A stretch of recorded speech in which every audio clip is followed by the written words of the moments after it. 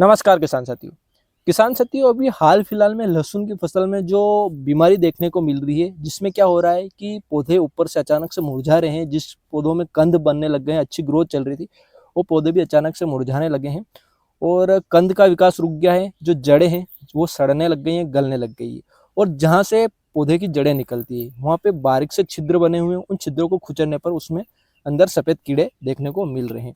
यह समस्या अभी हाल फिलहाल में लहसुन की फसल में बहुत जगह देखने को मिलती है। बहुत से किसान भाइयों की यह समस्या फसलों में लग चुकी है। तो दोस्तों, यह जो समस्या है यह किस वजह से लगती है, क्यों लगती है, इसके ऊपर मैंने एक वीडियो बनाया, उसमें उसका निदान भी बताया था। अब जो यह वीडियो है इसमें मैंने थोड़ा और रिसर्च करा है। रिसर्च करने के बाद यह वीडियो मैं शूट कर रहा हूँ और इसमें थोड़ी और हम मोटी तौर पर जानकारी लेंगे ताकि हम इस बीमारी को अच्छे से समझ पाए और इसका अच्छे से नियंत्रण कर पाए। तो दोस्तों, हम सबसे पहले तो बात कर लेते हैं कि ये फंगस हमारी फसलों में कैसे लगती है, कैसे फैलती है, कैसे इसका विकास होता है और कहाँ से इसकी शुरुआत होती है। तो दोस्तों, यह फ्यूजेरियम ऑक्सीस्पोरम जो फंगस है, फ्यूजेरियम की जो फ्यूजेरियम फंगस है उसकी ही एक भाग है, एक वर्गीकरण किया गया पार्ट है दोस्तों। तो फ्यूजेरियम फंगस के कई भागों में इसका वर्गीकरण किया गया है और यह लगभग 1000 से भी ज़्यादा इसकी प्रजातियां है। तो फ्यूजेरियम ऑक्सीस्पोरम फ्यूजेरियम की एक प्रजाति है जो कि जड़ों में लगने वाली एक फंगस है। जड़ों को खराब करती हैं, कंदों को जो खराब करती हैं फसल की। तो यह सिर्फ लहसुन और प्याज की फसलों में नहीं, अन्य फसलें जैसे कि गेहूं, मक्का आदि फसलों में भी जड़ों को यह खराब करती है। अब दोस्तों, इस फंगस का अटैक हमें कैसे होता है? तो हमारे जो जमीन होती है उसमें हम क्या है कि पहले फसलें बोते हैं। जैसे कि हमने सोयाबीन बोई है, सोयाबीन बोने के बाद हम उसकी हार्वेस्टिंग करने के बाद उसमें कुछ कच्चे अवशेष, फसल के जो अवशेष रहते हैं वो हमारे जमीन में पड़े रहते हैं। तो वह अवशेष जब जमीन में पड़े रहते हैं तो अनुकूल मौसम होने के साथ में यह जो फंगस है उन अवशेष को खाने लगती है, अवशेषों को खाने लगती है, उन अवशेषों को खाकर उनको सड़ाती है। तो यह जो फंगस है उन अवशेषों को खाती है। तो अनुकूल जब मौसम होता है, जैसे कि अधिक टेम्परेचर बढ़ने लग जाता है या फिर बारिश हो जाती है बेमौसम में, तो ऐसे मौसम में यह फंगस हमारी फसलों पर अटैक करने लग जाती है, हमारी फसल की जड़ों में यह अटैक करने लग जाती है और फिर यह उनको खाने लग जाती है। और उनको खाने की वजह से उनमें कुछ सूक्ष्म जीव भी लग जाते हैं, नेमाटोड भी लग जाते हैं और थोड़े कीड़े भी उसमें देखने को मिल जाते हैं। तो ऐसे उनमें बहुत सारी समस्याएं देखने को मिल जाती है। तो इस वजह से हमें सबसे पहले तो इस बात का ध्यान रखना चाहिए कि जब हम सोयाबीन की फसल की हार्वेस्टिंग करते हैं, जो अन्य फसल लगाते हैं, उसके बाद दूसरी फसल लगाते हैं, तो उनके जो कच्चे अवशेष हमारी खेतों में पड़े रहते हैं, उन कच्चे अवशेषों को हमें डिकम्पोस्टिंग जो प्रोडक्ट आते हैं मार्केट में उनका स्प्रे करना चाहिए। सूक्ष्म जीवों, मित्र सूक्ष्म जीवों का स्प्रे करके उनको शेष फसल के अवशेषों को अच्छे से सड़ाना चाहिए जमीन में। और हमें कभी भी एक बात का ध्यान रखना है कि कच्ची गोबर का हमें प्रयोग नहीं करना है, कच्ची गोबर की खाद का हमें प्रयोग नहीं करना है। अच्छी सड़ी हुई गोबर की खाद का हमें खेतों में प्रयोग करना है ताकि हमारी ये फंगस है यह हावी ना हो पाए। तो इस बात का हमें ध्यान रखना है। हमें क्या करना है कि जो डिकम्पोस्टिंग प्रोडक्ट आते हैं, आपको साथ यदि आपके आसपास कहीं पे कृषिशाला है, कृषि केंद्र है, तो वहाँ पर भी आपको यह मिल जाएंगी। और उसके बाद आपको मार्केट में भी यह डिकम्पोस्टिंग जो दवाइयाँ आती हैं ये मिल जाएगी, उनका आप स्प्रे करवाइए। जिसमें मित्र सूक्ष्म जीव रहते हैं वो अच्छे से आपके फसल अवशेष को सड़ा देते हैं, सूक्ष्म जीव, मित्र सूक्ष्म जीव, और उनको मिट्टी बना देते हैं, जिसकी वजह से वो उपजाऊ मिट्टी बन जाती है और जो फंगस रहती है वो उनमें नहीं लग पाती, क्योंकि फंगस का खाना खत्म कर चुका होता है। तो अब दोस्तों, ऐसे हम उसको बचा सकते हैं। अब दोस्तों, हम जब बुआई करते हैं तो बुआई करने से पहले हमें बीजों को अच्छे से धूप लगाना चाहिए ताकि उन पे जो फंगस के अवशेष है वो नष्ट हो जाए। हालांकि सभी अवशेष तो नष्ट नहीं हो पाते हैं, पर फिर भी कुछ हद तक धूप लगाने से अवशेष नष्ट हो जाते हैं। उसके बाद हमें बीज उपचार करके उसकी बुआई करनी है, उससे भी इसका प्रोटेक्शन होता है फंगस का।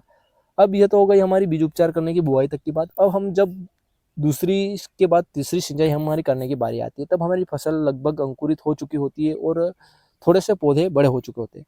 तो उस समय जब हम दोस्तों सिंचाई करने जाते हैं तीसरी, तो उससे पहले हमको क्या करना है कि जो इस फंगस को रोकने वाले टेक्निकल आते हैं, इस फंगस को रोकने वाले कुछ टेक्निकल है दोस्तों, जैसे कि कार्बेंडाजिम, एजेक्सोस्ट्रोबिन, थीरम, प्रोक्लोराज। इसके साथ ही दोस्तों जो टोक्लोफास मिथाइल आता है टेक्निकल, वो भी इस फंगस को रोकता है। और दोस्तों हाई मेग्जाजोल जो टेक्निकल है वो भी इस फंगस को रोक। तो यह जो टेक्निकल है ये इन फंगस को रोकते हैं। तो इन टेक्निकलों वाले जो भी फंगिसाइड आते हैं, जिन भी फंगिसाइड में ये टेक्निकल आपको दिखने को मिलते हैं, उन टेक्निकलों को आपको आपका जो खाद है, खाद में आपको मिक्स करना है अच्छे से, और उसके साथ में आपको पीआई इंडस्ट्री का जो कीटाजन आता है उसको भी मिलाना है, और अच्छे से मिक्स करके उसमें एक इंसेक्टिसाइड भी मिला लेना है, जैसे फिप्रोनिल 40% प्लस इमिडाक्लोप्रिड 40%, या फिर फिप्रोनिल 0.6 GR ग्रेन्यूल फॉर्म में आता है, वो अच्छे से मिक्स करना है सभी को, और फिर आपको भुरकाव करना है। भुरकाव करने के बाद आपको सिंचाई करनी है, जिससे क्या होता है कि जो ये फंगस है, इससे आपकी जो फसल है वो पहले से प्रोटेक्ट हो जाएगी। प्रोटेक्ट होने पर ये फंगस है आपकी फसल में उस समय नहीं लग पाएगी। फिर दोस्तों हम जब 5वीं 6ठी सिंचाई करते हैं, 5वीं 6ठी सिंचाई करते हैं, तो उस समय भी हमको आपको क्या करना है कि जो हमने ये टेक्निकल बताए हैं, इनमें से जो पहले यूज कर लिया है उसको छोड़कर 2 अन्य टेक्निकल है, उनमें से किसी एक को लेकर आपको फिर से खाद में मिलाना है, उसमें एक इंसेक्टिसाइड मिलाना है, और साथ में दोस्तों आपको ग्रेन्यूअल माइक्रो न्यूट्रिएंट जो आते हैं उनको भी आपको ले लेना है, जिससे आपके पौधे का विकास अच्छे, पौधे का जो विकास है वो अच्छा होगा, तो वो स्वयं लड़ने की क्षमता उसमें रखेगा। हर जीव में प्रकृति ने लड़ने की क्षमता दे रखी है बीमारियों से, तो ऐसे पौधों में भी होती है। तो पौधों में भी यदि विकास अच्छा होगा, उसमें पर्याप्त न्यूट्रिशन मिला होगा, तो वो खुद भी लड़ने की कोशिश करेगा। इसलिए माइक्रो न्यूट्रिएंट, सूक्ष्म पोषक तत्व भी पौधों को देना चाहिए, तो आप इसका भी ध्यान रखें। अब दोस्तों ये तो हमने ज़मीन की बात की है कि ज़मीन में हमें क्या क्या देना चाहिए इस फंगस से लड़ने के लिए। अब दोस्तों इसके अलावा हम स्प्रे भी अपना चाहिए। स्प्रे के शेड्यूल में भी हमें ये जो टेक्निकल बताए हैं इनमें इनको अपना चाहिए, और जो भी पत्तों पर लगने वाली फंगस है, जैसे purple blotch, leaf blight, downy mildew, bacterial leaf spot, bacterial जनित रोग भी फसलों के पत्तों पर लगते हैं, तो उनको भी नियंत्रित करने के लिए जो मार्केट में एंटीवायरल एंटीबैक्टीरियल प्रोडक्ट आते हैं, फंगिसाइड आते हैं, जैसे BSF, एक्रोबेट, मेटालक्सिल मेनकोजेब और कार्बेंडाजिम मेनकोजेब। इसके साथ ही दोस्तों अन्य फंगिसाइड भी आते हैं, जैसे बायर का मेलोडिडियो में जो टेक्निकल आता है, ऐसे फंगिसाइड आते हैं, पेन डिस्ट्रीज का सेक्शन और BSF का कैब्रियोटॉप। ऐसे बहुत सारे फंगिसाइड मार्केट में आते हैं जो downy mildew, leaf blight, leaf spot, purple blotch और एंटीवायरल एंटीबैक्टीरियल जो हम साथ में लेते हैं, जो बैक्टीरियल जनित रोगों को नियंत्रित करते हैं। तो ऐसे फंगिसाइडों का हमको स्प्रे के रूप में उपयोग करना चाहिए। स्प्रे के साथ में हमें एक इंसेक्टिसाइड भी मिलाना चाहिए, और लिक्विड माइक्रोन्यूट्रिएंट्स जो आते हैं, चिलेटेड माइक्रोन्यूट्रिएंट, उनका भी स्प्रे करना चाहिए फसल में समय समय पर। तो इन चीज़ों का आपका ध्यान रखना है। हमने काफ़ी वीडियो ऐसी फसलों में स्प्रे के ऊपर भी बना रखे, कब कौन सा स्प्रे करना चाहिए, तो वो वीडियो भी आप चैनल पर ज़्यादा देख सकते हैं।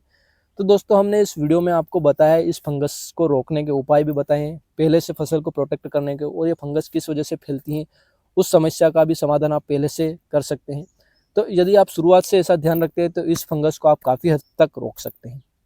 और दोस्तों जब ये लग जाती है तो उसके बाद भी आपको, मैंने एक वीडियो पहले भी बना रखा है, उसमें भी आपको बता रखा है कि क्या क्या आपको दवाइयाँ लेनी है और उनको मिक्स करके भुरकाव कर सिंचाई करनी है। तो ऐसे इस वीडियो में भी आपको बताए हैं टेक्निकल, उनका आप उपयोग कर सकते हैं, भुरकाव कर सकते हैं। दोस्तों कुछ हद तक इसमें नेमाटोड भी लगते हैं, तो नेमाटोड के लिए भी आप बायर का वेलम प्राइम भी मिलाकर भुरकाव कर सकते हैं, इन सब फंगिसाइडों के और इंसेक्टिसाइड्स के साथ मिलाकर। तो ये ध्यान रहे कि आप जो डोज है, डोज आपको जो कंपनी ने रिकमेंडेड कर रखा है उसी के अनुसार है। ज़्यादा डोज या कम डोज आप लेंगे तो आपकी ये समस्या नहीं हट पाएगी, इसलिए इस बात का अवश्य ध्यान रखें। नहीं ज़्यादा लेना है, नहीं कम है, बताए गए रिकमेंडेड डोज ही आपको यूज़ करना है।